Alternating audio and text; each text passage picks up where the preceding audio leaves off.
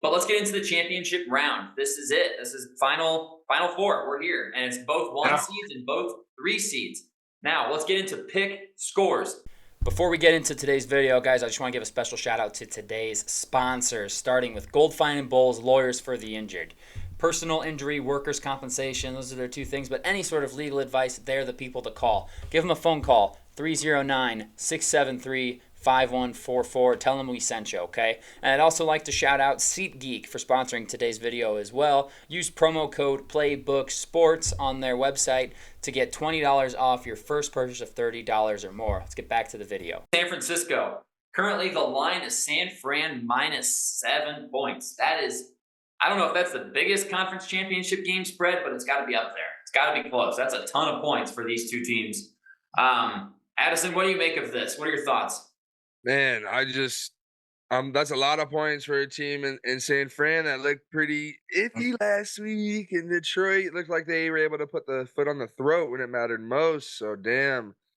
I'm going to go Detroit plus the 7. Not feel good about it because San Fran, they are the perfect game away from winning by 40. But is everything going to be perfect? Don't know, especially if Deebo Samuel's not playing. And it sounds like he's not. So that's a huge loss. I really think that is a massive loss. They still have weapons everywhere, but the way Detroit's looking right now, Jared Goff, I said it last week. I thought turnovers were going to come from him. They came from Baker. And if Jared Goff can play clean like this, the Lions are rolling right now, and they feel like they're the team of destiny, at least in the NFC wise, because I haven't been here in so long. We got Lions fans that are going to die soon. We got to get to the Super Bowl for these guys.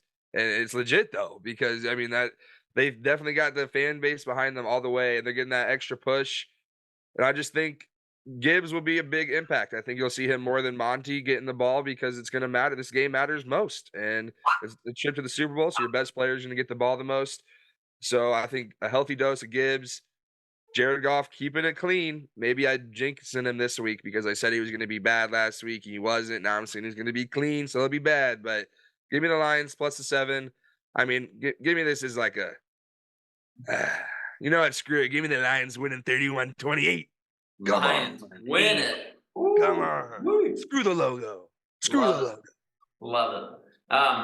I'm gonna take the home San Francisco team. I think San Francisco, we've seen the script. We know what's gonna happen ultimately. Now, will they cover the 7? I don't know for sure. But I think that the Niners had their bad game this past week. I think they did not. They were rusty against the Packers. They let the Packers hang around. They're lucky to be here. They're lucky to still be in the playoffs. Honestly, the Packers should have won that football game. They get to be at home against Detroit. Detroit is obviously 12-5 on the year. Great season from them. And I'm going to pull up real quick because they don't have their splits versus home and away, but I know they're better at home. Well, 6-2 at home, 6-3 on the road. So pretty good either way you split it. But it's a dome team coming to San Francisco. San Francisco, not as good. Well, 5-3 at home. So I don't know. I'm kind of talking myself out of it a little bit here. I should have looked at the stats first. But I'm going to take San Francisco. I like the coaching matchup of Shanahan versus Campbell. I just think the Niners and Christian McCaffrey are going to be able to do what they want to against Detroit and that beat-up secondary. I do. Purdy had an off game, but he showed he could do it when his back was against the wall. That monkey is now off their back. They are now ready to roll, and I like San Francisco's defense in this spot too. I agree. I think this is probably the game where Goff messes it up. They're down 10, and Goff throws a game-sealing pick, and they lose at 31-21 or something like that. I could see something like that playing out in my head. So give me San Francisco. Colin, thoughts? Well, so as you two were talking, I just pulled up the phone weather to see how the weather was looking on Sunday night in Santa Clara. And because, Goff, I love the narrative. Goff can't play outside in the cold because he can't. And so low of 53. So I like his odds not to be too chilly with the low of 53. I would kill for that here in Central Illinois. But give me the Lions plus a 7. And it just seems like the last few years, the Niners in the playoffs, yes, they've been down. Yes, they've won. But they haven't really blown people out per se. And you see that in the Packers game last week. They probably should have lost that outright. They find a way to squeak it out and win. Are you going to do that against this Detroit team who can hold possession of the ball, much like Green Bay? Green Bay, they showed that graphic at us, and you mentioned when we recapped last week. The Niners hadn't allowed a single person to rush for 100 yards in 52 games. That is over 3 full seasons of football. And Aaron Jones did it last week. And guess who comes in with a better offensive line in Detroit and a 2-headed monster with Jahmyr Gibbs, the change of pace speed back, and then David Montgomery, we're going to pound it in short yardage at you. I think Detroit can not only hold the ball and convert when they need to on these short yardage downs, but can also keep Purdy and them off the field. And not to just completely just glaze over Detroit, but their defense does make opportunistic plays. I mean, if that ball is in the air, they do find a way to go get it, and they do get gashed at times. And without Deebo Samuel potentially playing, can Brandon Ayuk get open? Or if they double him, is he just going to be 3 for 30 again? Because can George Kittle and can Chris McCaffrey, carry the way? I think they can, but it'd be much easier if you got Deebo Samuel out there with you. So give me the Lions plus the 7. Niners probably win. I'm not going to say Detroit's going in there and winning. I'm not that confident. But give me the Lions plus the 7. Obviously, my 1's going on it. Okay, I like it. Addison. No, Sage. Bring us home. Sorry. Obviously, I'm hoping for the juiciest Super Bowl that I could ever imagine. Yeah. And that's Ravens versus Lions. I mean, I was on them when they were 0-10-1, and I was excited about them then. I thought Dan Campbell was a leader for the ages, and it's proved to be true. Jared Goff, since then, he's literally gone from that team to taking this team to the NFC Championship. I was watching a TikTok the other day. I got emotional. Just because I was like, I've been on this ride with them. Yeah. Obviously, they get to the Super Bowl, they're enemies. They're dead. They're dead to me. But no, I'm going for Lions right here. If you look back to earlier this season on that 3-game skid, what was the player that was out that caused that skid? Oh, Deebo Samuel? Okay. Trent Williams. Yeah, and Trent Williams. Aiden Hutchinson's going to take care of him. He's leading the NFL playoffs with 3 sacks this year. All right? He's going to get at least 2 this game. 2 sacks from Aiden Hutchinson this game. Okay. Colin. All right? On top of that, their running game has been immaculate. That they have just been playing up and down the field, matching anybody who scores. That's the biggest thing. They have matched every single score that's come against them. They've been in 2, not necessarily shootouts, but good offensive games. And with Brock Purdy not struggling so much last week, but he didn't have his best game. And if the Packers can put up points against the San Francisco 49ers defense, I think the Lions with an even better offense can do even more.